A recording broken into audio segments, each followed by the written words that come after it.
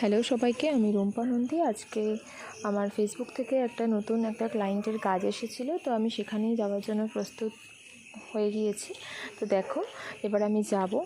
তো আজকে আমি ভেতর রাস্তা দিয়ে যাচ্ছিলাম, কারণ তাড়াতাড়ি হয়ে যেত, ওই জন্য। তো ভেবেছিলাম যে জল জমে যাবে, কারণ এই রাস্তায় খুব জল জমে, তো দেখলাম যে জল জমেনি। তো যাই হোক, তো আমি ক্লায়েন্টের বাড়িতে আজকে আমার 2টো ফেসিয়াল ছিল, ভিএলসিসির ফ্রুট ফেসিয়াল আমার 2টো ছিল। তো ওখানে যাওয়ার পরে আমি ম্যানিকিওর কিটও নিয়ে গেছিলাম, কারণ ওরা ক্যারি করতে বলেছিল। তো ওখানে যাওয়ার পরে ওরা বললো যে ওরা ফেসিয়াল একজন করবে আর একজন ম্যানিকিওর করবে।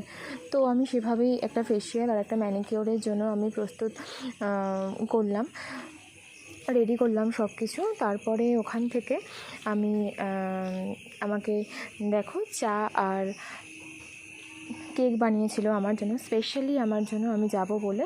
তো সেখান থেকেই আমাকে আবারও আমাকে একটা গিফটও দিয়েছে আমাকে ক্লায়েন্ট।